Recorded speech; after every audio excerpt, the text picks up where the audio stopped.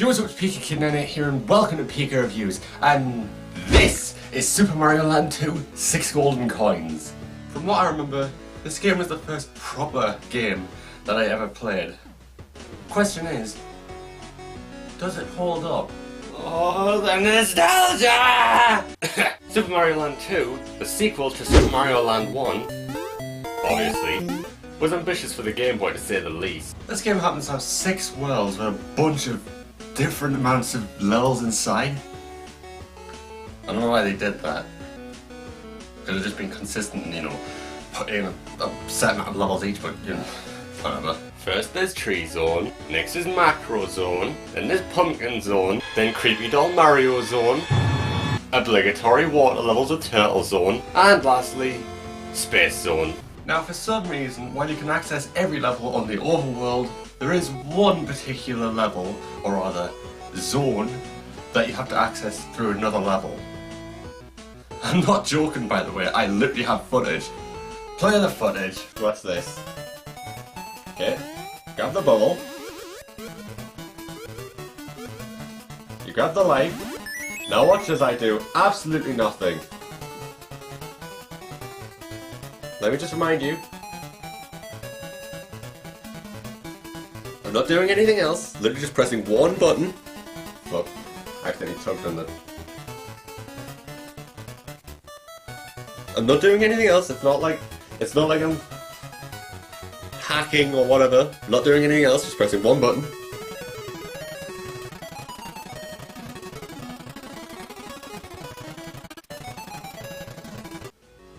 Now a lot of you probably saw this coming a mile away. Star Maze.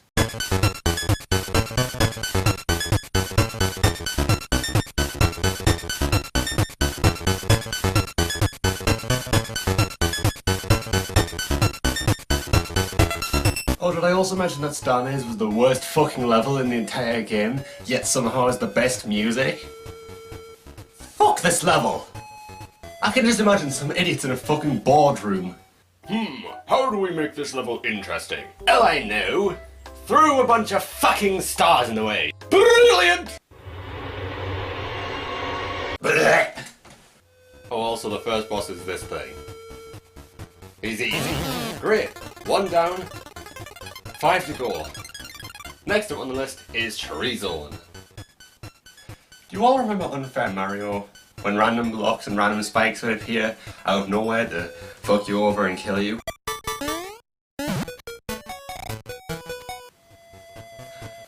Yeah, fuck Tree Zone 1-1.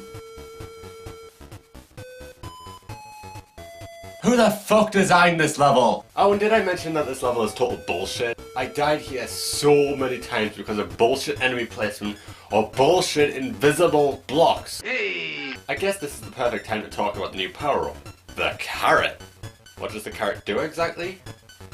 Well, you get bunny ears and you can fall slower. Sounds useless, I know, but in this game, this is a godsend. For the longest time I assumed it was a strawberry until I realised no. Oh, also the Tree Zone boss is identical to the Space Zone boss. Just as easy too. So next up is Macro Zone. Or in layman's terms, Micro Zone. Let me just start off by saying, this game has a fetish for invisible blocks.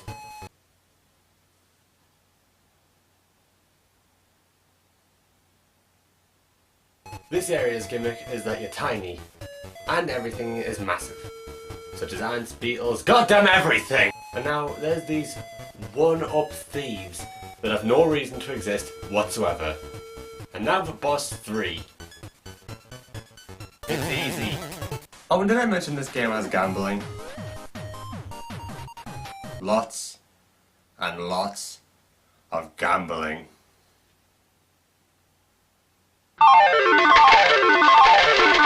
Anyway, now it's time for Pumpkin Zone. Oh, hello, Jason Voorhees. Jason! Whoa, whoa, whoa! Is that a ghost spam? What have these ghosts been doing? Wait a minute. Was that a flashlight? What is this zone? Oh, also here's boss 4. Easy. Next up is Mario Zone. Now, there isn't much to talk about this zone, except for a lot, and I mean a lot, of waiting around doing nothing.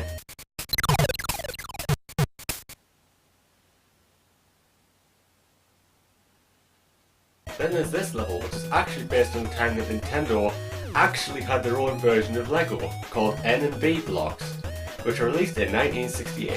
Nintendo actually got into legal trouble with the Lego company for cloning their brand, but Nintendo ended up winning due to our product is different enough, which is honestly a nice touch. Then there's this boss, which is based on the 3 little pigs, each requiring 3 hits and having 3 bosses, each with their own attack pattern. You probably know where this is going. They're easy. And finally, we have the Turtle Zone. And as previously stated, obligatory water level. Also, to whoever placed these Koopas here like this, I hope you got fired. That was a joke. I was joking! Oh, and this part.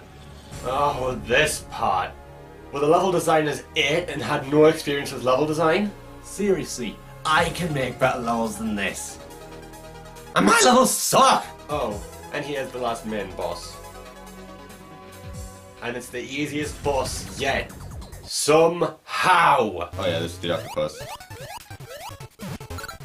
I have to hit when it's out of the water. Or when I'm out of the water. Yeah, like that. Like that.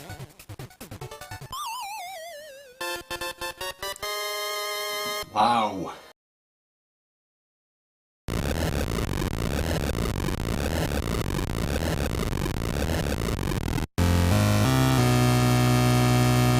Anyway, enough of that shit. It's time to traverse Wario's castle. Oh no!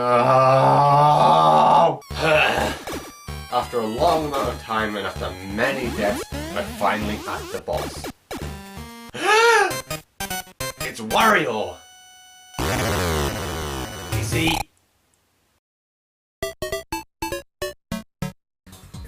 Oh, yeah. I died at this part. A lot. And this boss has 3 phases. The first being normal Wario, then Carrot Wario, then Fire Flower Wario.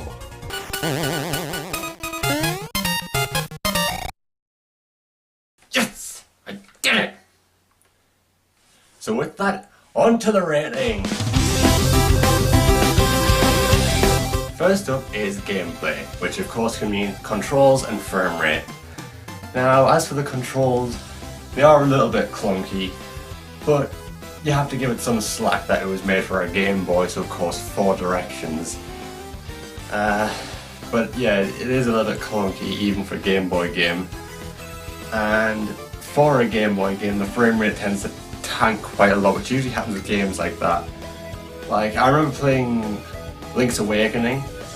I'm not looking at Link's Awakening, but I remember playing Link's Awakening, and whenever there's like a bunch of Wizzrobes on the screen, all firing, or just firing in general, or just on the screen, it tends to tank. It happens with games with that high graphic capability. So honestly, I mean, it's not flawed. It's flawed. Sorry, I was checking this. It's flawed, but it's not a game breaker. Sometimes. So honestly, I personally think that gameplay deserves an okay. Next up is sound. Now obviously this can mean the music and sound effects. Sound effects themselves are pretty basic, not really much to them, just iffy, and of course the soundtrack, as you all know, because I've been teasing it for so long. I've been using the Star Maze theme so many times as like a foreshadowing. That's pretty much the only song that I like in the entire soundtrack, because the rest of them are just variations on the it's all just variations of that. I'm not even kidding. So yeah, they're all pretty bland, except for Star Maze, which they clearly made that song just so it would be like, hey, the worst level that we're clearly just stretching out, let's have the best music in the game. So I don't really think one song is good enough to save the sound. And as I said, even though it's a Game Boy game, sound effects are pretty basic, but I'm not exactly going to give that against it. But as I said, most of the music is just forgettable. There's at least 2 good songs in the original Super Mario Land. There's only one in this one that I really like, so sound gets an okay. Next up is length. Now obviously the video that'll be up next, my next video will be an entire playthrough.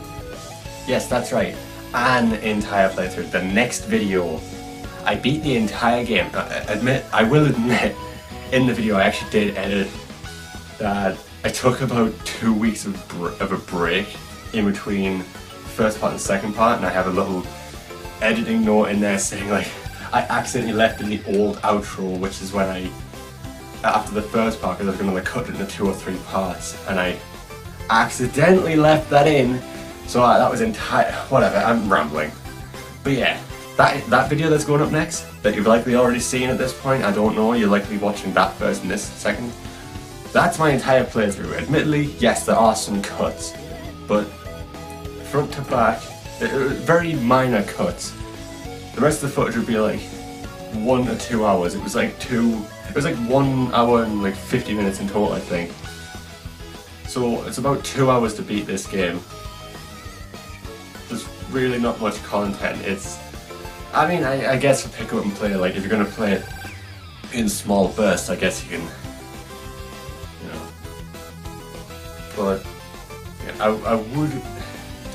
I would really recommend playing this game if you have a virtual console or an emulator, but for the sake of legality, buy the virtual console versions. If there's any virtual console versions, buy them just for the save state, because the last part gets fucking ridiculously difficult and will waste so much time. But with what I did, I got about 2 hours of footage. So length unfortunately gets an okay. And the last up is the graphics. Now obviously I'm not a graphics whore, I'm not the kind of person who only looks for the great graphics. But I mean, for a Game Boy game, for a little handheld game, little cartridge, just slot in your Game Boy Advance or you slot in your Game Boy Pocket, the graphics aren't too bad. Now I will admit that I have actually played this more on my Game Boy Advance SP, the one with the tribal marks and everything, and I've actually played with the colour, because they're actually, it's basically a Super Game Boy kind of thing. But yeah, the graphics are not awful, they're not terrible, that's for certain, not terrible, but they are pretty dated for a Game Boy game. I don't really see anyone going back to say those graphics look amazing. Honestly, the only graphics that I really like is the one on the box, like, or the cartridge. Look at that. Look at that. Look at how much effort's in there. So, honestly, I think graphics-wise, I'm going to set my expectations or my standards low because it's Game Boy. I'm going to say for a Game Boy game, the graphics get a good. And that means overall, Super Mario Land 2, 6 golden coins, gets an okay. Yeah, it's flawed. Yeah, it has some issues. Yes, it has some moments of bullshit, like pretty laughable level design, pretty annoying enemy placement, things like that.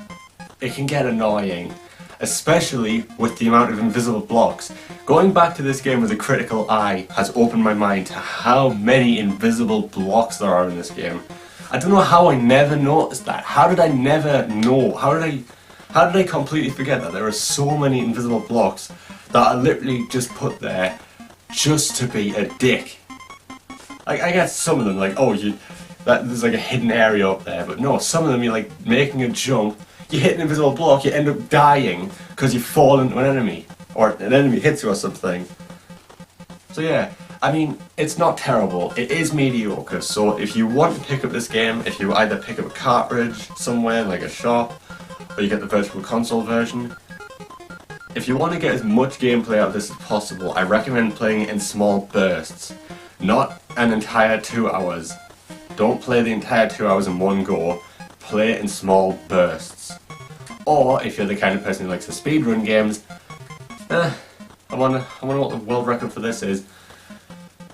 So yeah, that's the review of Super Mario Land 2 6 Golden Coins. The game review that I've been hyping up so much that it's just been ridiculous. And it's finally done.